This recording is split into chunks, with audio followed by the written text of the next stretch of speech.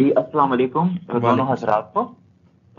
میرا سوال یہ ہے جی کہ جیسے اگر میں سمجھا ہوں اس کو صحیح طرح، تو غامدی صاحب نے یہ بھی فرمایا تھا کہ رسول صلی اللہ علیہ وسلم وہی نازل ہونے سے پہلے مطلب نماز وغیرہ بھی ادا کرتے تھے جی۔ تو میرا سوال یہ ہے کہ وہ نماز اور اس میں جو پڑھنے والے کلمات ہیں وہ آپ صلی اللہ علیہ وسلم تک کیسے پہنچے، کس نے ان کو سکھایا تھا؟ کیونکہ مطلب وہی تو 40 سال کی عمر میں آپ صلی اللہ علیہ وسلم پہ نازل ہوئی، تو وہ ان کو سکھانے والے کون تھے؟ جی واضح ہوئی بات، شکریہ۔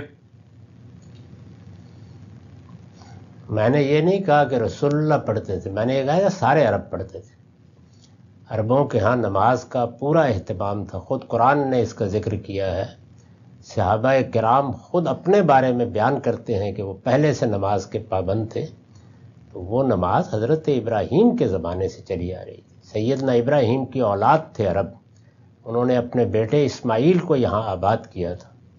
قرآن مجید میں پڑھیے، اس میں بیان کیا گیا ہے کہ جس وقت اسماعیل کو وہاں آباد کیا گیا تو ان کی ذمہ داری لگائی گئی کہ وہ نماز کے لیے اس گھر کو خاص رکھیں۔ اسی دن نماز کی تعلیم بھی دی گئی، وہی نماز نسلاً بعد نسلاً عربوں کے ہاں جاری تھی، اور اس میں دعائیں بھی کی جاتی تھیں، اس میں مناجات بھی کی جاتی تھی، اس میں یہی سجدہ تھا، یہی رکوع تھا، اسی طرح سے نماز پڑھی جاتی تھی۔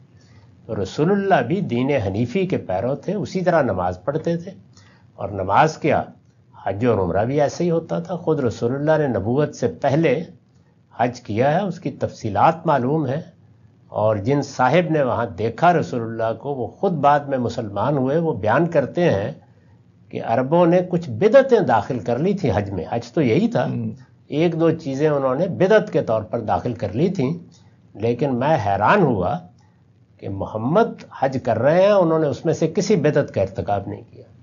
تو اس سے بھی یہ معلوم ہوتا ہے کہ دین ابراہیمی کی روایت میں اگرچہ کچھ بدعات تھیں، جیسے ہمارے ہاں اللہ کے آخری پیغمبر کے دین میں بدعتیں داخل ہو گئی ہیں جی، لیکن صحیح دین کو جاننے والے بھی موجود تھے۔ تو اس لیے یہ ابراہیمی دین تھا، اس کو دین حنیف بھی کہا جاتا ہے، اس کے پیرو تھے لوگ، تو حضور بھی اسی کے پیرو۔ ٹھیک ہے سر۔